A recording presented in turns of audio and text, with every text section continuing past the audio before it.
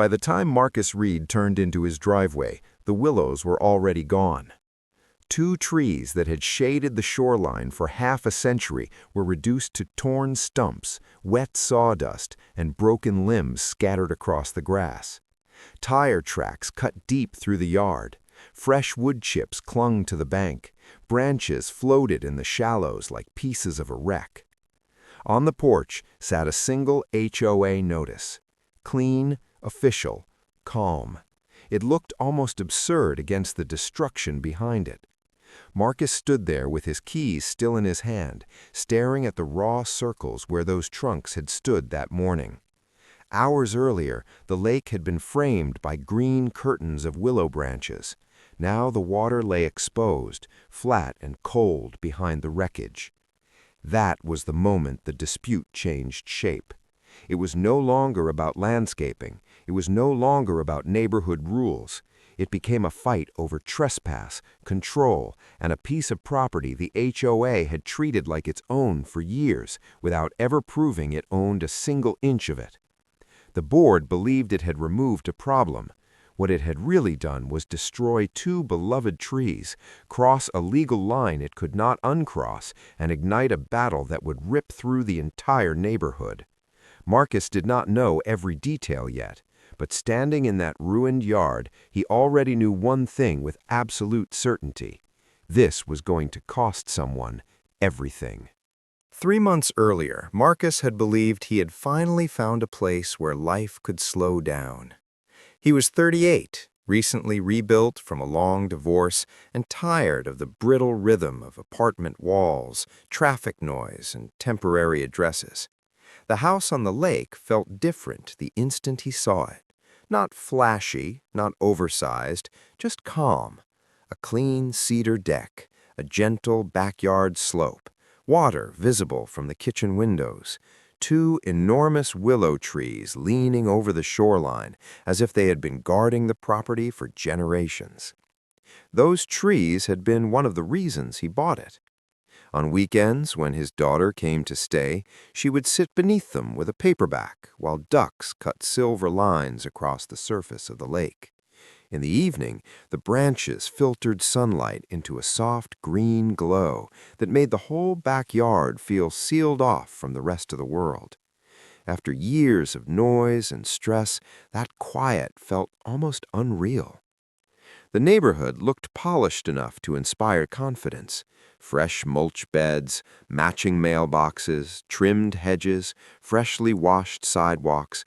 Every home seemed carefully staged, as if the entire subdivision had agreed to freeze itself in a permanent open house pose. The HOA packet was thick, but Marcus barely skimmed it beyond the ordinary rules about trash cans, lawn maintenance, and exterior paint. He had dealt with HOAs before. He expected reminders, not obsession. The warning signs were subtle at first. Neighbors spoke carefully when the board came up. Community emails carried a strange edge, as if every announcement had been written less to inform than to remind residents who was in charge. And at the center of all of it was Karen Holt, the HOA president. Karen had a way of appearing exactly where tension was building. A slow-moving golf cart, a clipboard resting against one arm, a stare that lingered too long on fences, flower beds, and roof lines. She did not need to raise her voice to make people uncomfortable. Her confidence did the work for her. Marcus noticed the atmosphere, filed it away, and kept unpacking. He had bought the house for peace, privacy, and the lake behind it. He had no idea the HOA had already decided those things belonged to the community more than they belonged to him. The first strike arrived in a formal envelope on a Monday afternoon. Inside was not a warning, but a demand. Marcus was ordered to remove both willow trees within 10 days. The board claimed the roots were drawing too much water from the lake and harming what it described as a shared neighborhood asset. The notice cited a bylaw granting the HOA authority over water resources and adjoining landscapes that affected them. It also threatened escalating fines, forced remediation, and legal action for non-compliance. Marcus read the letter twice. Then he walked straight to the backyard and stood at the waterline. The accusation made no sense. The trees were healthy. Their trunks were massive, their crowns full, their root systems established long before the subdivision existed. They were clearly inside his lot line. More than that, they were part of the identity of the property itself. Calling them a threat felt less like environmental concern and more like someone testing how far authority could stretch before it snapped. Marcus responded the careful way. He hired a certified arborist. He paid for a written report. It confirmed the trees were healthy, stable, and not causing abnormal water loss. He attached the report to a polite written refusal. He also included the survey from his closing file, showing the trunks standing well within his parcel. It was the kind of reply a reasonable board should have accepted. Instead, the pressure became personal. 3 days later, violation tags appeared stapled directly to the bark.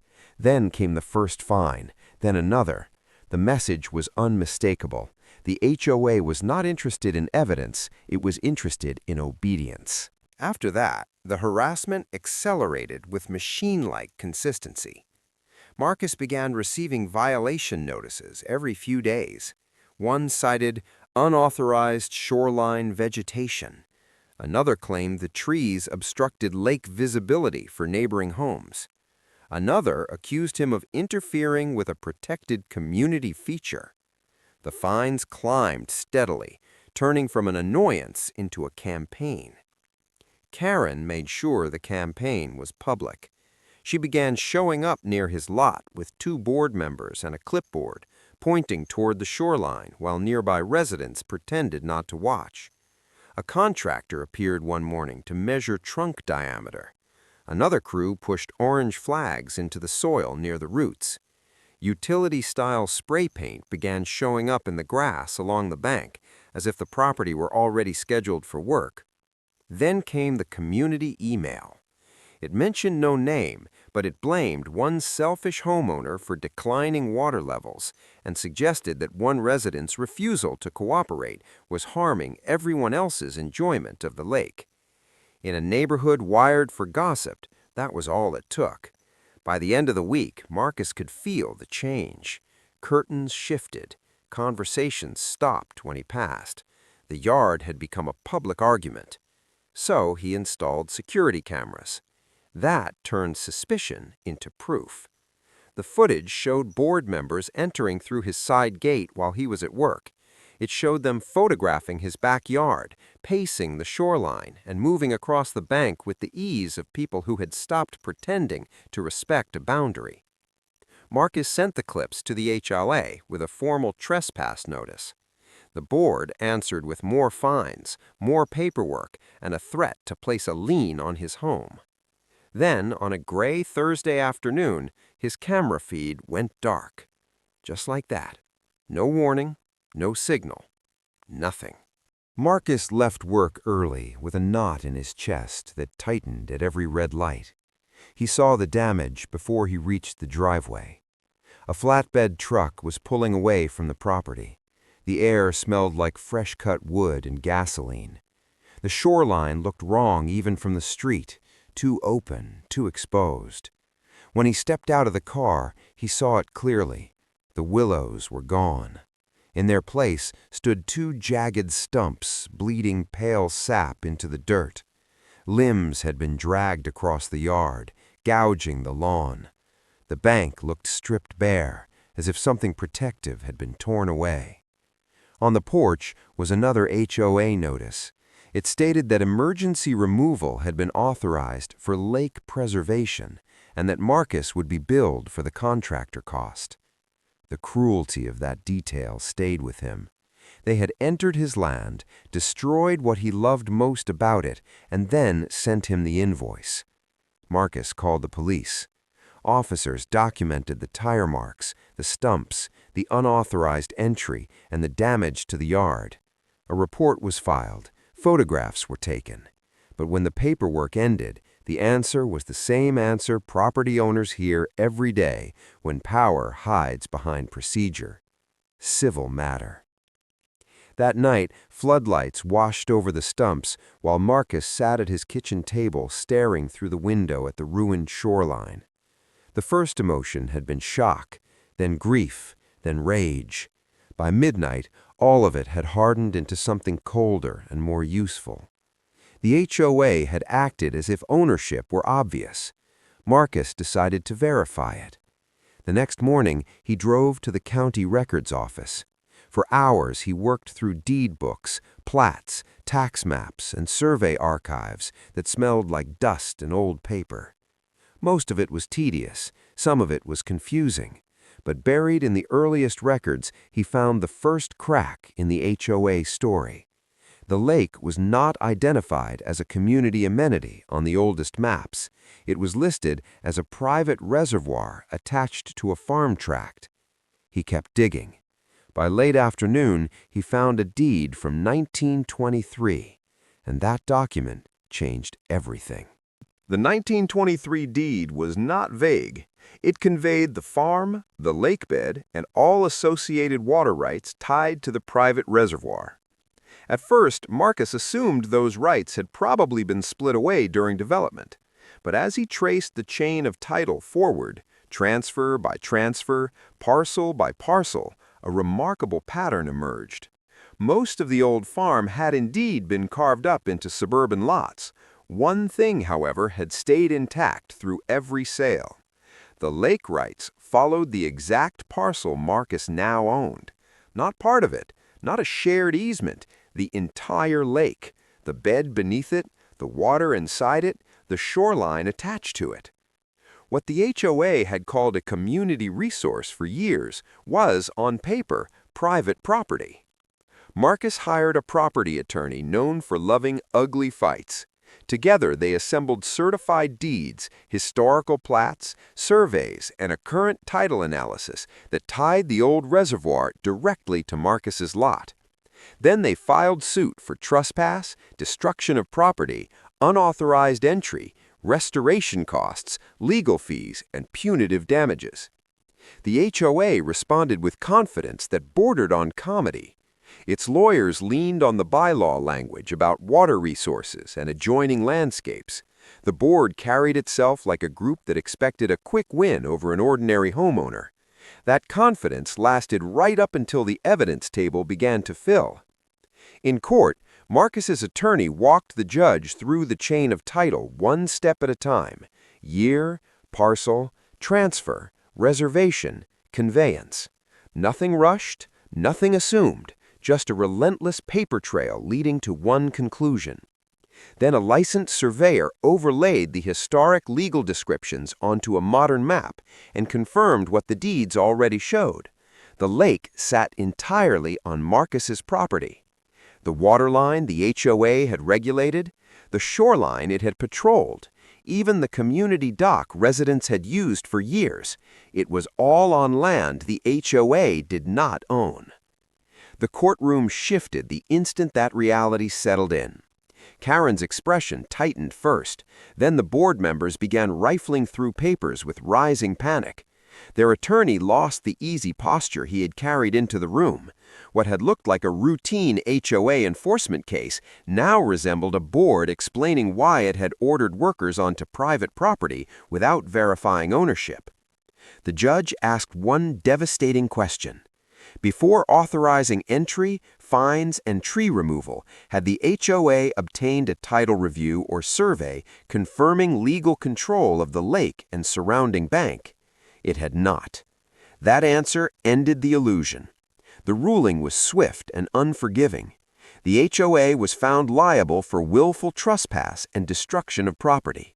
It was ordered to pay the replacement value of 2 mature shoreline willows, stump removal, soil restoration, landscape repair, Marcus's legal fees, and punitive damages for reckless overreach. Because mature trees of that size cannot be cheaply replaced, the judgment ballooned fast. What had begun as a dispute over landscaping ended as a financial disaster, and every person in that courtroom knew exactly who had caused it. The fallout tore through the neighborhood in waves. The HOA's insurance carrier refused to absorb the full loss because the board's actions had been intentional. Reserve funds vanished almost overnight. Emergency meetings followed. Then came the special assessment. Every homeowner in the subdivision was suddenly asked to cover the cost of Karen's certainty and the board's arrogance. That was when public opinion snapped. People who had ignored Marcus's fines cared very much when the consequences landed in their own mailboxes. Homeowners demanded records. They wanted meeting minutes. They wanted to know why no one had checked title before authorizing contractors to enter private land. They wanted to know how a board so obsessed with rules had ignored the most basic rule of all: know what you actually own. Karen was voted out almost immediately. Other board members resigned before the next election could humiliate them further. The management company distanced itself. The subdivision attorney disappeared from public view. What remained was a neighborhood forced to confront how easily confidence can masquerade as competence. The legal consequences extended beyond money. The judge ordered the community dock removed because it sat on Marcus's property. Access paths the HOA had treated as public routes to the lake were closed. New bylaws were drafted, requiring survey-backed proof before the board could interfere with any boundary issue, shoreline feature, fence line, or landscape decision again. For the first time in years, the HOA had limits it could not bluff its way past. Marcus made his own decisions carefully. He restored the bank with professionals, paid through the judgment. He installed a fence along every lawful access point. He posted private property signs where the dock path had once invited residents through. He planted 2 new willow saplings near the water, small and fragile compared with the giants that had been taken, but alive. Their leaves trembled in the same wind that once moved through the old canopy, and for Marcus, that was enough. Some neighbors blamed him for cutting off access to the lake they had enjoyed for years. More blamed Karen and the board for creating the problem in the first place. Property values shifted. Resentments lingered. The neighborhood never returned to the illusion of easy harmony it had worn before the lawsuit. Marcus did not care about the illusion anymore. He cared about reality. Reality was the deed. Reality was the survey. Reality was the fact that power had collapsed the moment it was forced to stand on evidence instead of assumption. He never had to shout. He never had to threaten. He never had to become cruel. He only had to keep digging until the truth was impossible to ignore. And in the end, that truth cost the HOA more than money. It cost the board its authority, its reputation, and its fantasy that bylaws could override ownership. The new willow saplings will take years to mature. Marcus knows that, but each season they grow a little higher over the bank, and each season the lake feels quieter, clearer, and more honestly his. So, after all of that, here is the question worth asking. If an HOA trespassed, destroyed your trees, and spent years acting like your land belonged to everyone else, would you ever reopen that lake to the neighborhood? Or would you leave the fence exactly where it stands? Drop that in the comments.